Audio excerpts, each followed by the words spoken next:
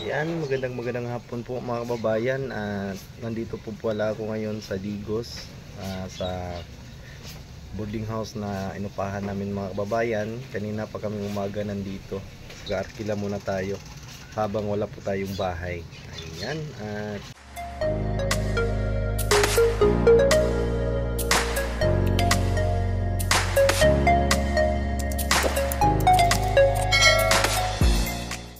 at ayan na mga kababayan.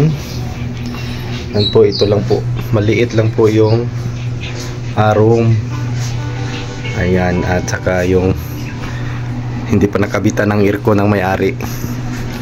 Yan, at mga kababayan, bumili na lang po ako ng manipis na foam at yung dalawang unan at itong mga gamit namin. Yan, at bumili din ako ng maliit na lamisa mga kababayan para patungan ng mga gamit. Pansamantala lang po kami kasi dito titira mga kababayan. At yan po, ito po yung binili ko kanina. Yan, yung sawa ko doon ay naglalaba. Ito lang po, maliit lang po. At na second floor pala ito mga kababayan, na kami ay nasa itaas. Ayan, yung mga jacket na asawa ko. Yan, si John Reed natutulog, napapagod mga kababayan. At iba na ding room yan dyan sa baba.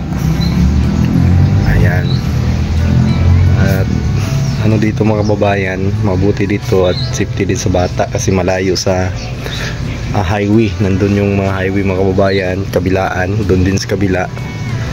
Dito walang masyadong dumaan dyan. Yan, at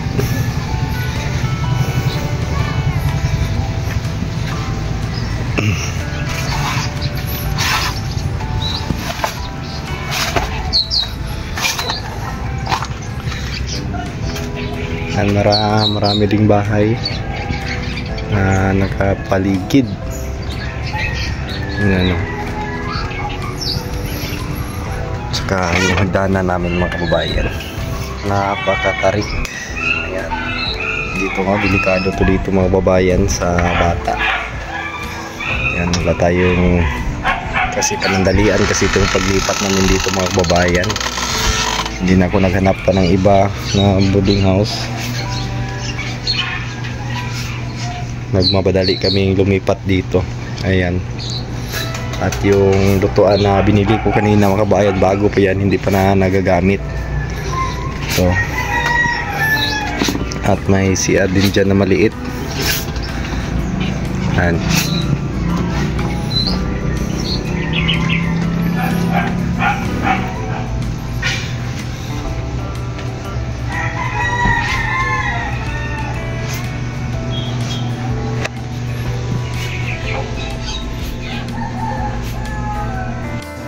ayan, maraming salamat sa inyo mga kababayan sa laging pagsuporta, sa laging panonood ng mga video ko sa YouTube. Ayan, sa mga solid viewers natin, lalong-lalo na po sa mga OFW.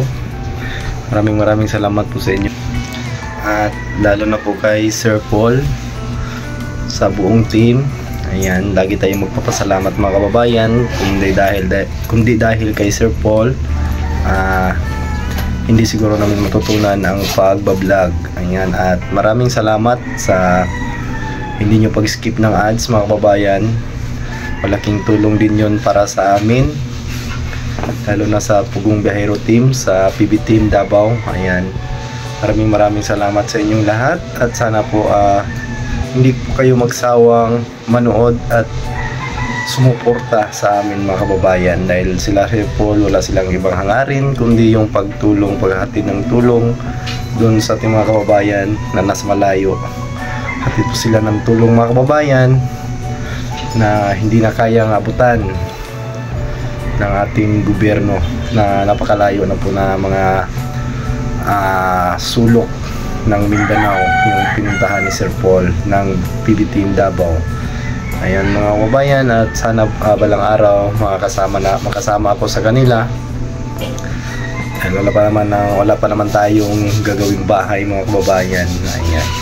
Habang nag-aantay kami sa ribbon cutting ng bahay ng Kisisters. Dito muna ako mga kababayan sa Digo City, sa syudad namin, malapit na syudad, para dito madali kasi dito maghanap ng trabaho mga kababayan, hindi katulad ng nandun ka sa bundok or nasa ang tawag namin sa amin doon, bukid o yung bukirin. At dito sa syudad, kung hindi ka lang dito mga kababayan, madali kang makapaghanap ng trabaho. Sayang kasi yung mga araw na nasasayang na wala kang pinagkitaan. Sayang lang mga kababayan, kasi araw-araw po tayong kumakain, araw-araw po tayong gumagastos at walang babalik na pera.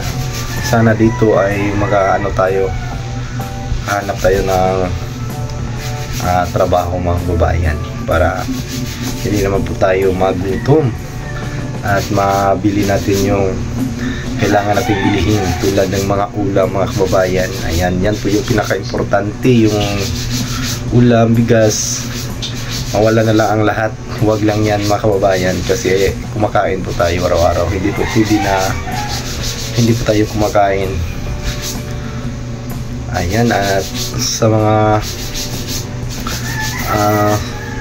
mga solid viewers ko dyan, God bless po sa inyong lahat, lalo na po kay Tito Efren na sponsor ng pabahay ng Kisisters.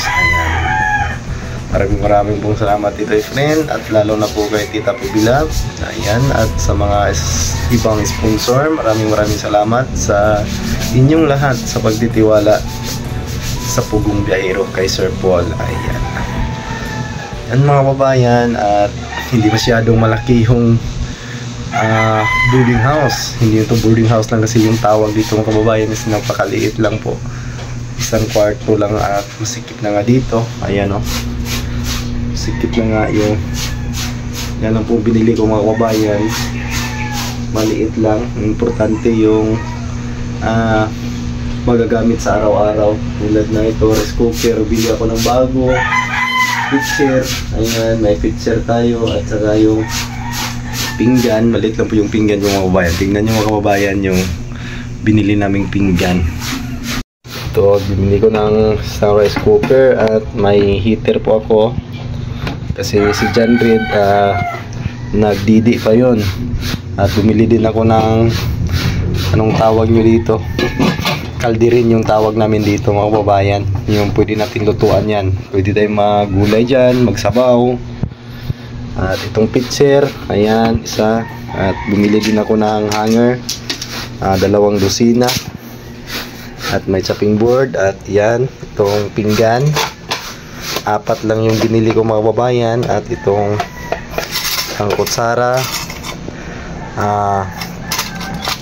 ano lang po ito, 6 at 2 baso.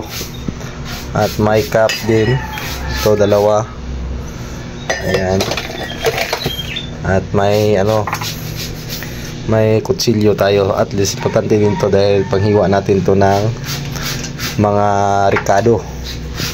At may tayo mga kababayan, kawali, yung tulyasi.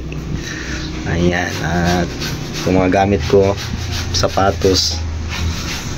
At ito yung binili kong half sack na bigas. Ayan, matagal na may maubos yan. At saka tingnan nyo mga kababayan, napaka sikip talaga dito, pero okay lang to mga kababayan, dahil 3 lang kami. Okay na to sa amin. At dyan butas pa, kasi siguro yan, kakabitan niya ng aircon, kasi may abang may abang dyan, hindi pa nakabitan. At yan yung maging lutuan namin, napakaliit lang mga kababayan.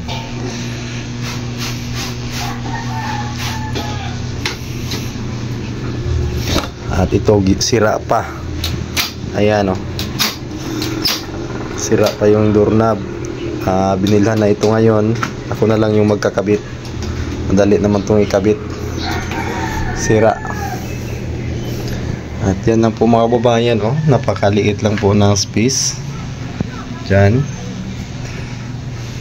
Diyan lang maglalaba. Yan.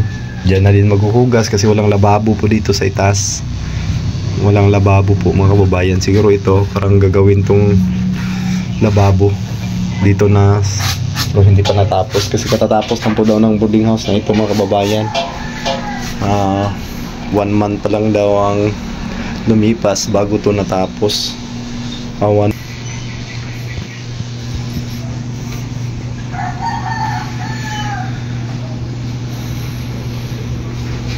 Ayan yung gate namin, oh. Kawayan. Yan mga kababayan, at mga ilang buwan siguro kami titira dito, o mga 2 buwan, or iwan ko mga kababayan, hindi ko pa alam kung ilang buwan kami mananatili dito. Ayun.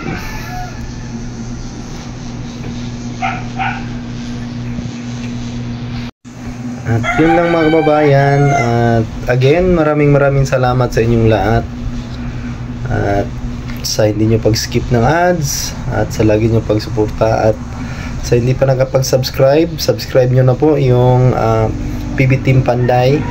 Ayan mga kababayan, at maraming sa inyong lahat. Maraming salamat po sa inyong lahat talaga mga kababayan, dahil kung wala kayo, wala din tayong vlog mga kababayan.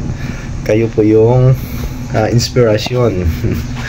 Ayan, thank you po, at sana nasa mabuting kalagayan kayo dyan araw-araw mga kababayan, lalong-lalo na po sa mga OFW na malayo sa kanilang pamilya. Ayan, mag-iingat po kayong lahat, at sana hindi kayo magkasakit dyan, sana magandang katawan ninyo dyan, sana maganda yung pagmumukha ninyo dyan. Ayan mga kababayan, at maraming salamat talaga sa mga supporters ng Tugong Biyahero, sa mga solid viewers namin, sa nag-aabang palagi ng mga ina-upload na video. Ayan, maraming thank you mga kababayan kong tunay.